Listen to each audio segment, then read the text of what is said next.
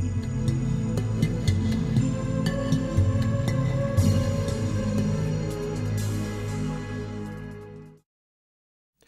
اللہ الرحمن الرحیم۔ قرآن مجید کے حوالے سے جس غلط فہمی کا آج ہمیں تذکرہ کرنا ہے اس کا تعلق سورہ مائدہ کے پڑھنے کے فضائل سے ہے۔ یہ فضائل ایک روایت میں بیان ہوئے ہیں اور ہم یہ دیکھیں گے کہ کس طریقے سے محدثین نے اس روایت کو بالکل ساقط الاعتبار قرار دیا ہے۔ چنانچہ دیکھیے یہ روایت جو ہے یہ ابی بن کعب سے ہے۔ یہ روایت بیان ہوئی ہے کہ من قرأ سورۃ المائدہ اعطی من الاجر 10 حسنات ومحی عنہ 10 سیئات ورفع له 10 درجات بعدد کل یہودی و نصرانی تنفس فی الدنیا۔ اس روایت کا سادہ ترجمہ یہ ہوگا کہ نبی صلی اللہ علیہ وسلم نے فرمایا کہ ہر وہ شخص کہ جو سورہ مائدہ پڑھے تو اس دنیا میں جتنے بھی یہود اور نصارہ پائے جاتے ہیں ہر ایک کے عوض اس کو 10 نیکیاں دی جائیں گی، اس کی 10 برائیاں جو ہیں اس کے اعمال نامے سے محو کر دی جائیں گی، ان کو مٹا دیا جائے گا اور ان کو 10 درجے بلند کیا جائے گا۔ تو گویا کہ یہ فضائل یہ ہیں جو سورہ مائدہ کے پڑھنے کے بیان ہوئے ہیں۔ اس روایت کے حوالے سے یہ بات جو ہے جان لینی ضروری ہے کہ یہ روایت جو ہے اس کے بارے میں امام ابن الجوزی یہ کہتے ہیں کہ گھڑی ہوئی روایت ہے، اور ظاہر ہے کہ وہ اس کا اپنی کتاب الموضوعات میں اس کا وہ تذکرہ کر رہے ہیں۔ اس کے 2 راوی ایسے ہیں جو بالکل ساقط الاعتبار ہیں، ایک مخلد بن عبد الواحد ہیں اور دوسرے علی ابن زید ابن جدعان ہیں۔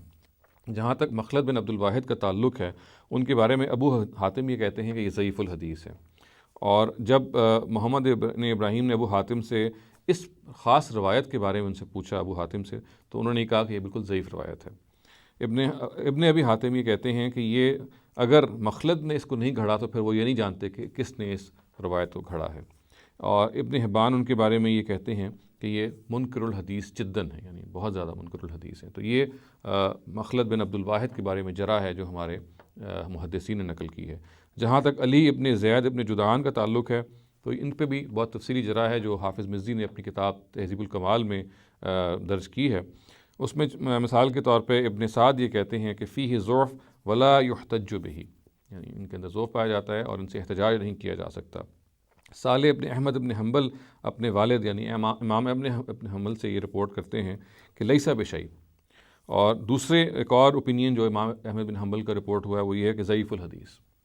اسی طریقے سے الاجلی ان کے بارے میں یہ کہتے ہیں کہ یکتب حدیثہ ولیس بالقوی، ان کی روایتیں درج کی جائیں گی لیکن وہ ہرگز اس میں مستند نہیں ہیں۔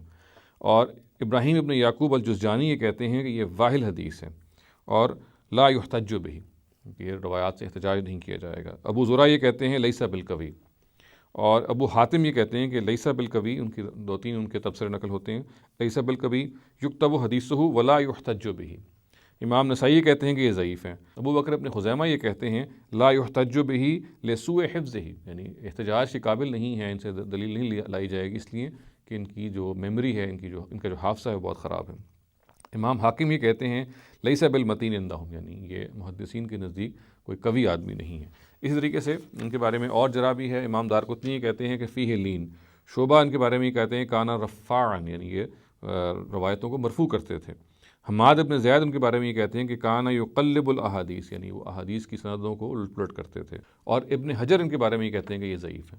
تو یہ سب تبصرے ہیں جو علی ابن زید ابن جدعان کے بارے میں نقل ہوئے ہیں۔ یہ وہ روایت ہے جس میں یہ دونوں راوی موجود ہیں، یہ دونوں ہی ایسے ہیں کہ جن کی بنیاد پہ روایت جو ہے کسی طرح سے قابل اعتبار نہیں ٹھہرتی، جیسے ایک مخلد بن عبد الواحد ہے جن کے بارے میں جرح میں نے آپ کے سامنے بھی پہلے پیش کی، اور دوسرے علی ابن زید ابن جدعان ہیں۔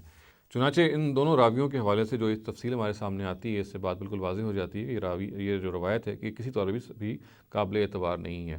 ہمیں سورہ مائدہ کو پڑھنا چاہیے، سورہ مائدہ کو سمجھ کے پڑھنا چاہیے، یقیناً اس سے ہمیں بہت سارے فضائل حاصل ہوں گے، اس لیے کہ جب اس کو ہم سمجھ کے پڑھیں گے تو ہم اس پر عمل کریں گے، اس کو ہم اپنے ذہن کا حصہ بنائیں گے۔ قرآن سے ہمارا تعلق ایک زندہ تعلق ہونا چاہیے، اور وہ اسی طرح سے ہونا چاہیے کہ ہم اس کو سمجھ کے پڑھیں اور جو کچھ ہم سمجھ کے پڑھ رہے ہیں اس پر عمل کریں۔ جہاں تک اس طرح کی روایات ہیں جیسے جو فضائل کی روایات کا تعلق ہے، ان میں سے اکثر و بیشتر بالکل واہی ہیں، بالکل ساقط الاعتبار ہیں، کہ بالکل ان کی کوئی دین میں بنیاد نہیں ہے اور ان سے ہمیں صرف نظر کرنا چاہیے۔